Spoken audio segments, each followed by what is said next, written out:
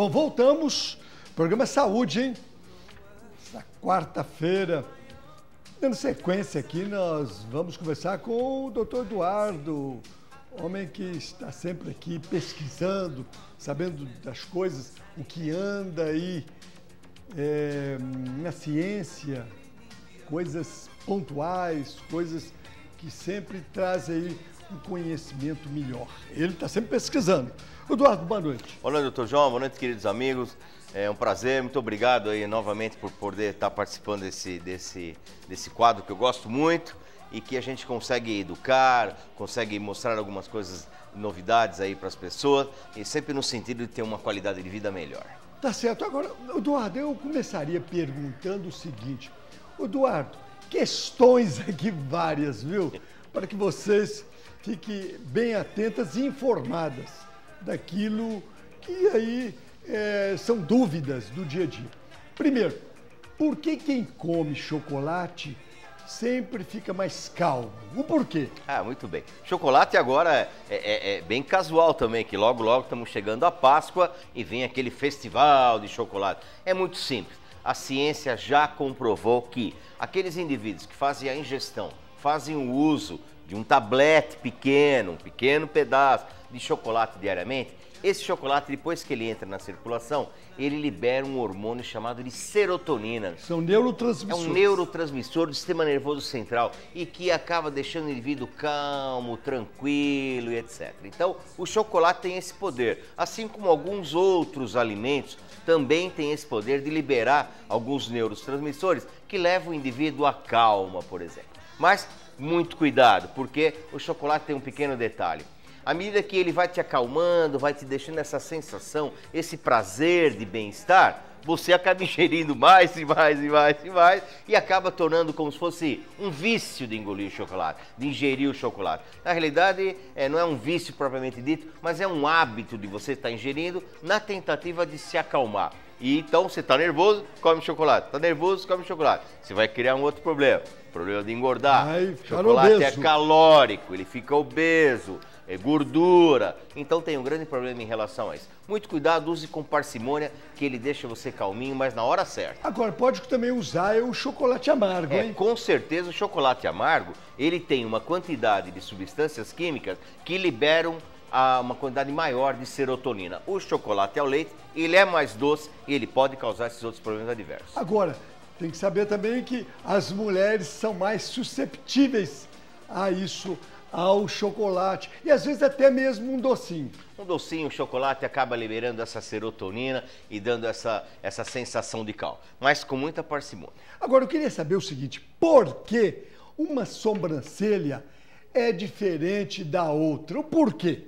Muito bem, na odontologia eu estudei que a beleza, o padrão de beleza na realidade relacionado à odontologia, relacionado à estética, é a proporção entre as faces do corpo, alguns lados do rosto principalmente. Então, alguns pontos que eles medem no crânio, entre o nariz e a boca, entre o nariz e a parte de cima da cabeça, a distância dos olhos, etc. Esse contorno harmônico é que determina uma certa beleza. E os tecidos moles que compõem, todos os tecidos, músculos, etc. E normalmente, geralmente, nem sempre a metade do rosto, a metade de um lado é idêntica à do outro lado. Algum lado, quem é canhoto, quem é destro, tem aí problema de muscular, problema de pele, que tem um pouquinho mais de elasticidade, menos, e isso acaba dando um contornozinho um pouquinho diferente entre um lado e o outro rosto. Então, por isso que normalmente se fala que as sobrancelhas não são praticamente iguais.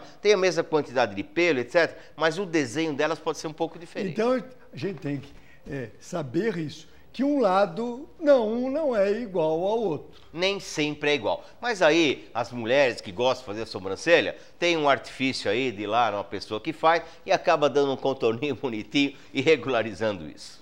Bom, uma outra coisa. O álcool altera o efeito dos medicamentos? Muito bem. O álcool tem duas situações que ele ocorre. Ou ele tem um problema do metabolismo dele, digamos assim, ingeriu um tipo de medicamento, vamos supor um antibiótico, digamos assim. O antibiótico, na realidade, ele não tem interferência com o álcool propriamente dito, reações químicas. Mas o que acontece? O álcool, ele resseca o indivíduo. ele dá uma sede muito grande. O indivíduo toma uma água em quantidade muito maior, acaba metabolizando o medicamento e eliminando, não fazendo o efeito desejado de bactericida, que é no caso do antibiótico. Mas alguns tipos de medicamento que interferem no sistema nervoso central, por exemplo, calmantes, antidepressivos e antialérgicos, muitas vezes, eles reagem quimicamente com o álcool, gerando aí um desconforto, causando um problema adverso muito ruim para as pessoas. Porque isso o Eduardo falou é verdade. Esses calmantes, etc., isso tem metabolização hepática e o álcool pode alterar e lesar a lesão hepática. Agora, uma outra coisa, você falou bem, desidrata a pessoa, toma mais líquido, o álcool acelera o metabolismo. Com isso, o medicamento não vai fazer efeito igual o Eduardo colocou muito bem. Portanto, o álcool jamais deve ser ingerido com qualquer tipo de medicamento que seja. Agora, por que algumas pessoas suam tanto, uma mais do que a outra? Por quê? Muito bem, aí chamada o suor em excesso, a chamada hiperidrose. Tem pessoas que têm um problema sério quanto a isso, ficam aquelas manchas embaixo do braço, etc. Pode ocorrer duas situações. Essa hiperidrose pode vir de uma maneira normal no indivíduo, indivíduos que suam mais do que os outros. Aí nós temos, digamos assim, os homens suam mais que as mulheres, algumas raças suam mais, a raça negra, judeus, orientais, suam mais do que os caucasianos, digamos assim. Então existe essa hiperidrose de uma maneira normal.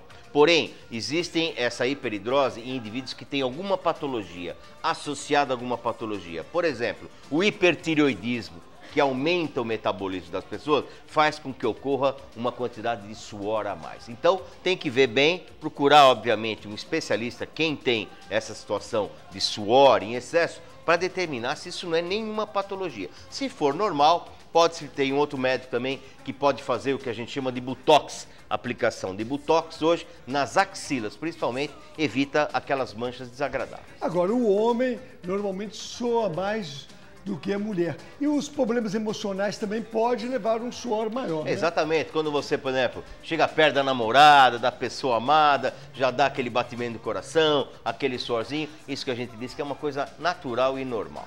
Bom, agora vamos falar de uma outra coisa que também acontece muito entre as pessoas. A boca seca.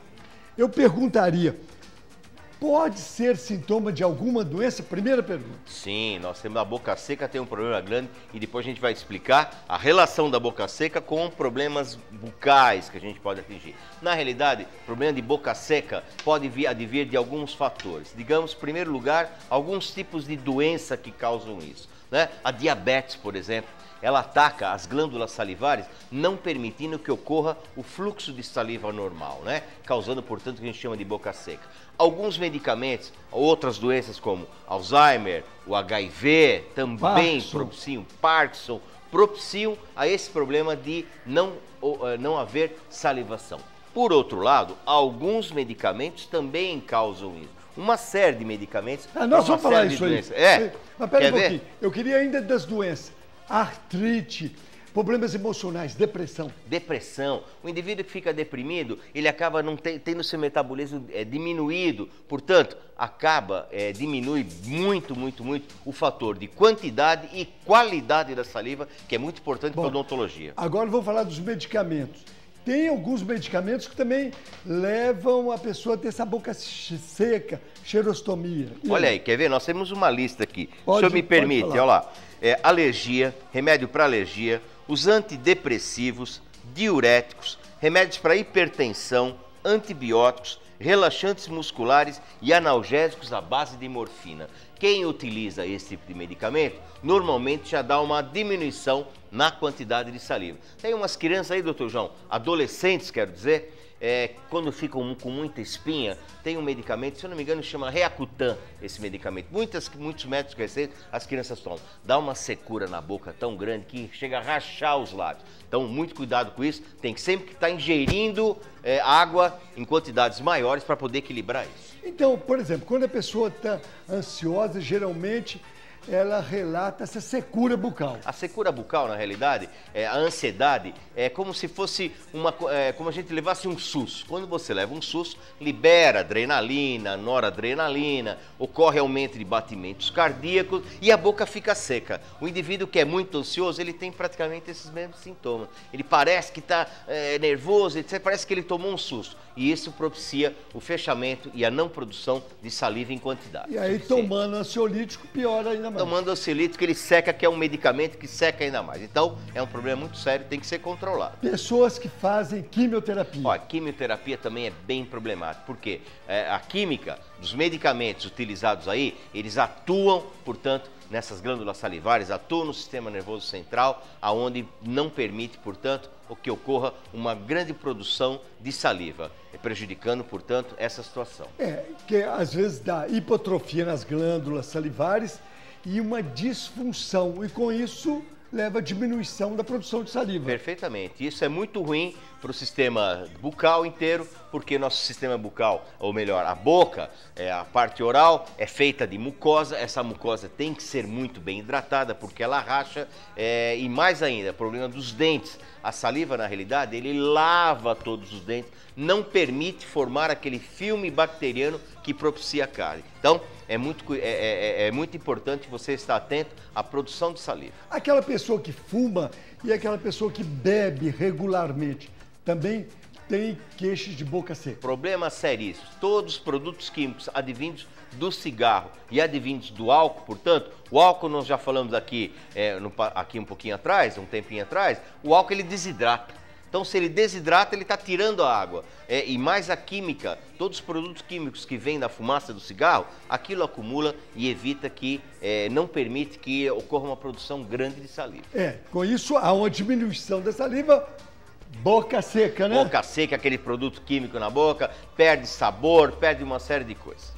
Bom, e as pessoas que apresentam alterações hormonais, às vezes também tem boca seca. Mulher, principalmente na gravidez, né? A mulher quando está grávida, adolescente, jovem, algum problema tipo hormonal, ele também pode estar interferindo nisso. Portanto, se você tem uns sintomas aí de boca seca ou percebe que a saliva já não está sendo mais produzida, procure um profissional aí da área médica, da área odontológica, que ele possa estar te encaminhando para que você veja isso, que ele é muito prejudicial à saúde, essa situação de boca seca. Bom, então, como o Eduardo falou, as grávidas também têm isso aí, e tem que ver na grávida o diabetes gestacional, procurar, se tiver aquela boca seca, procurar o obstetra, ginecologista e explicar isso.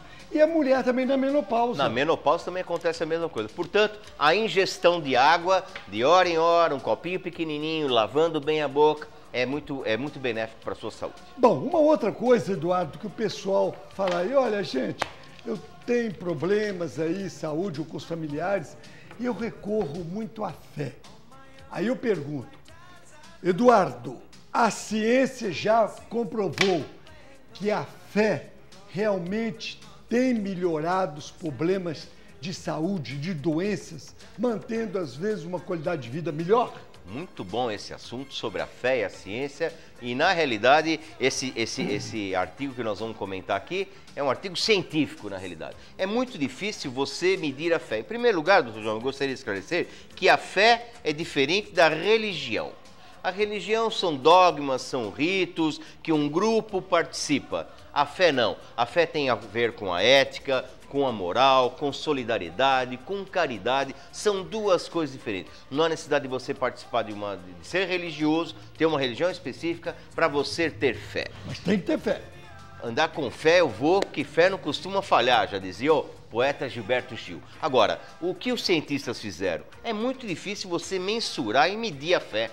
Quem é que tem mais fé do que outra pessoa? É bem complicado uma situação como essa. Mas os neurocientistas procuraram realmente pesquisas para tentar ver se realmente a fé acontece de curar as pessoas ou de melhorar a qualidade de vida. E é comum e é notório. O doutor João, mais do que eu, convive no meio médico, sabe que existem coisas inexplicáveis. O indivíduo chega com um diagnóstico montado ali diante dele e uma semana, 10 dias depois, 15 dias depois, ele aparece sem mais absolutamente nada e tomando medicamento inexplicável, coisas inexplicáveis. O indivíduo ele chega a atingir a cura e chega a contar que tem muita fé, que reza muito, é uma pessoa que tem uma força interior muito grande, e isso acaba modificando o seu quadro.